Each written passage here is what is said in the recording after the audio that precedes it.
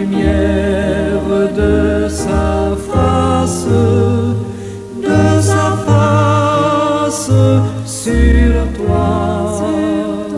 sur toi, use de grâce envers toi et te donne la paix, et te donne la paix.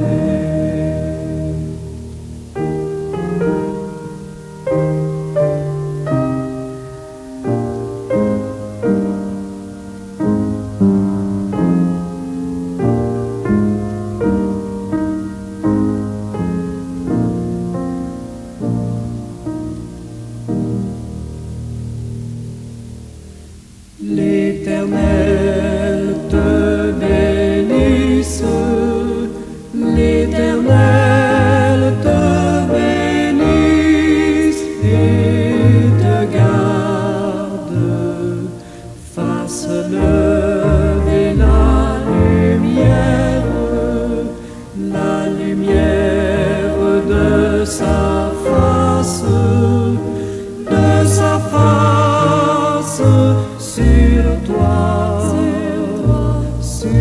toi, use de grâce envers toi et te donne la paix, et te donne la paix.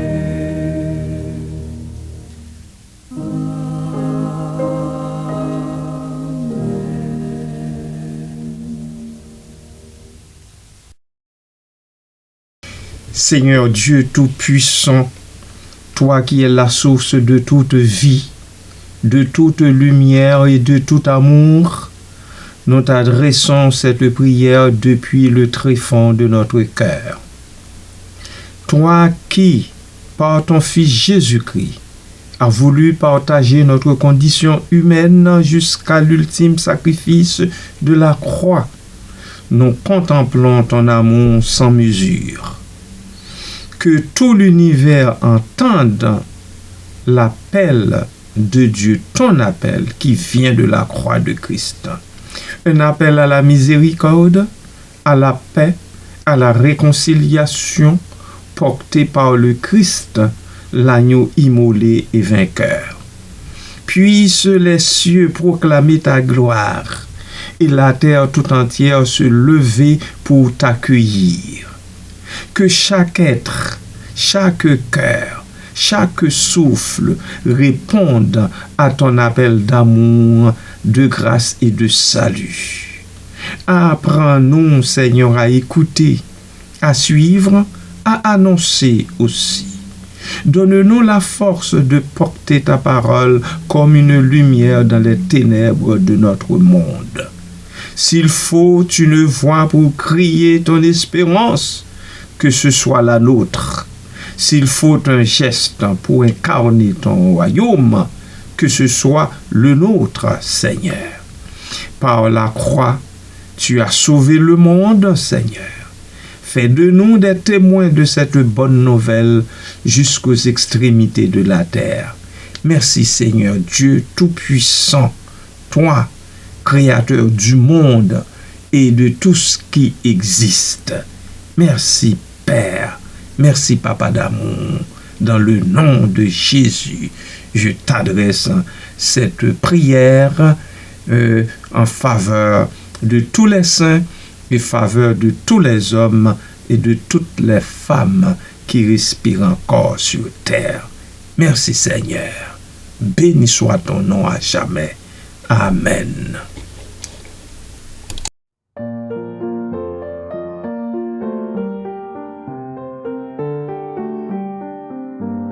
Torrent d'amour et de grâce, amour de Sauveur en croix, à ce grand fleuve qui passe, je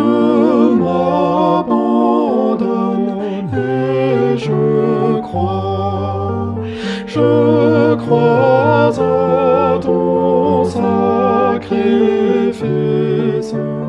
ô Jésus, agneau de Dieu, et couvert par ta justice, j'entrerai dans le saint lieu.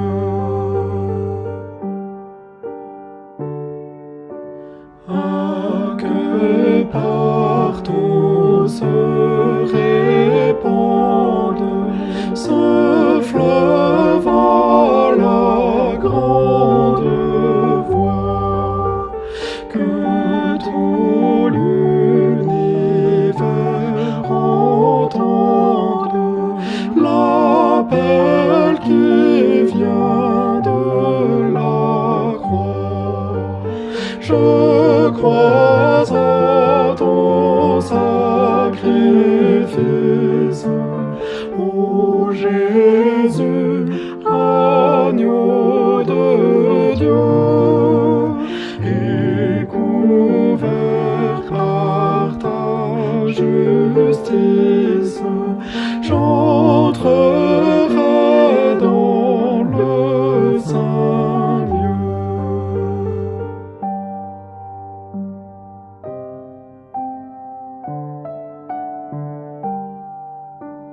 Que toute âme condamnée pour qui fut versé ton sang soit à ton Père amenée par ton amour tout-puissant. Je crois en ton sacrifice, ô Jésus, agneau de Dieu, et couvert par ta justice, j'entrerai dans le saint lieu.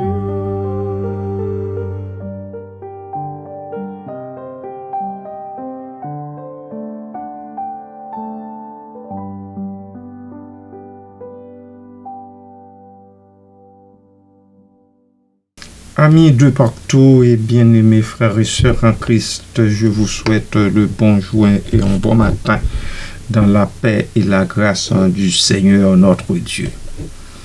Oui, que tout l'univers entende l'appel qui vient de la croix. Ça devait que tout l'univers entende l'appel qui vient de la croix s'inscrivent dans une perspective théologique chrétienne profonde, mêlant symbolisme liturgique et universalité du message de salut. En voici ma réflexion. Sur le plan théologique, la croix est comme la source de rédemption. La croix est perçue comme source de rédemption. La croix est ici le symbole central de la passion du Christ, incarnant à la fois la souffrance humaine, le sacrifice divin et la promesse de salut. Dans la tradition chrétienne, la croix n'est pas un simple objet de supplice, mais un lieu de renversement du péché et d'ouverture à la vie éternelle. Je vais reprendre cette phrase. Dans notre tradition chrétienne et plus particulièrement évangélique, la croix n'est pas un simple objet de supplice, mais un lieu de renversement du péché et d'ouverture à la vie éternelle. L'appel qui en émane renvoie donc à l'invitation adressée à toute la création pour participer à ce mystère de rédemption. L'universalité du message, que tout l'univers entende. Il y a là une portée cosmique. Le mot univers élargit la portée de l'appel au-delà de l'humanité. Cela évoque une vision pancosmique du salut, où la croix résonne dans toute la création, animaux, éléments naturels, anges, etc. Cette idée est présente dans des textes bibliques comme Romains 8, 19 à 23, où la création elle-même est décrite comme soupirant pour la révélation des fils de Dieu. Inclusivité, oui. L'expression tout l'univers suggère une universalité de l'offre de salut, accessible à tous, indépendamment des frontières culturelles ou temporelles. Cela reflète l'idée que la croix est un événement d'une importance absolue, dépassant les limites de l'histoire humaine. Je m'arrête ici un instant.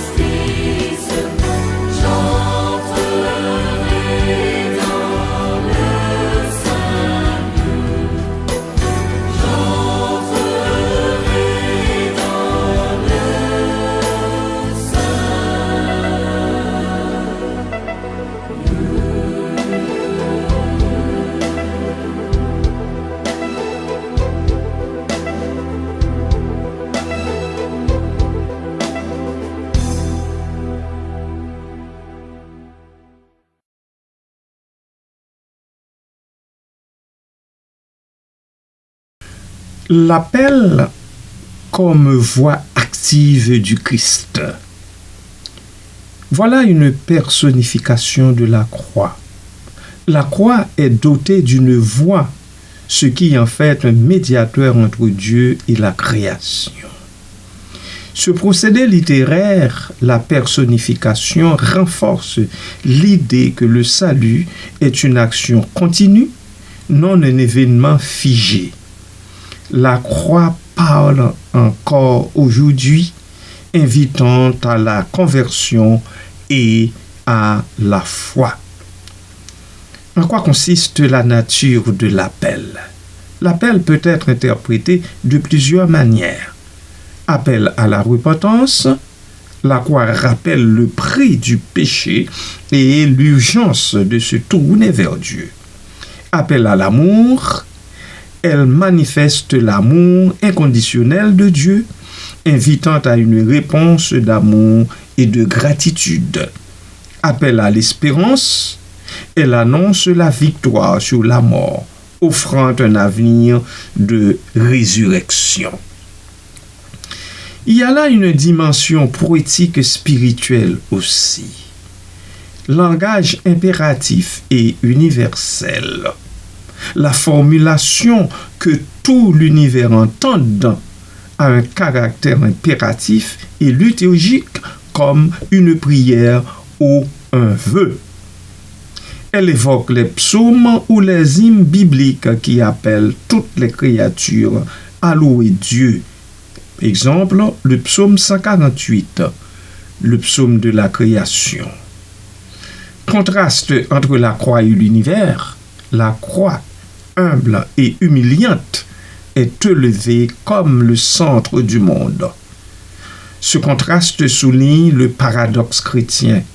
La faiblesse divine triomphe de la force et le lieu de la mort devient source de vie.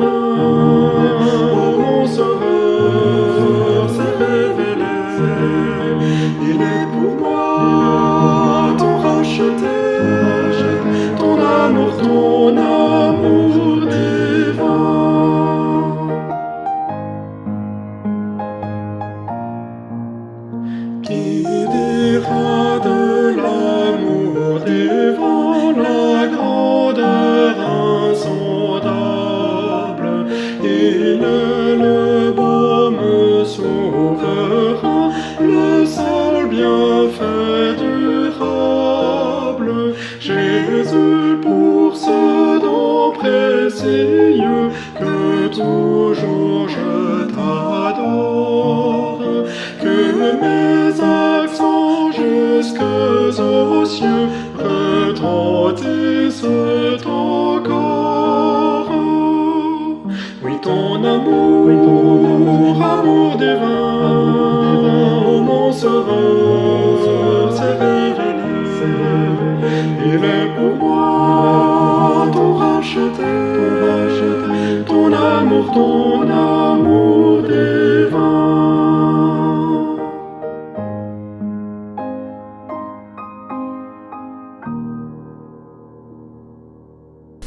En quoi consisteraient les résonances mystiques et contemplatives?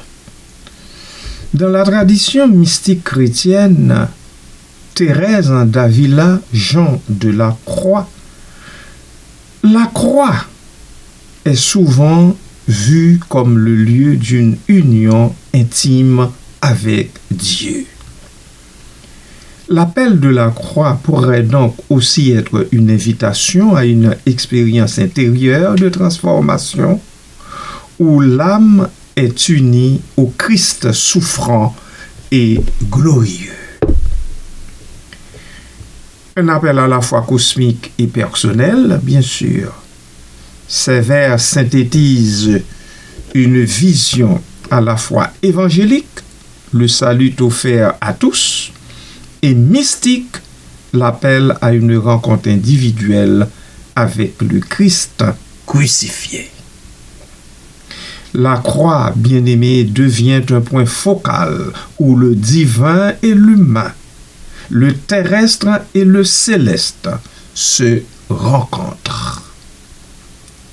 L'univers entier est invité à écouter ce cri silencieux de l'amour qui sauve, rappelant que la mort du Christ n'est pas une fin, mais le seuil d'une vie nouvelle pour toute la création.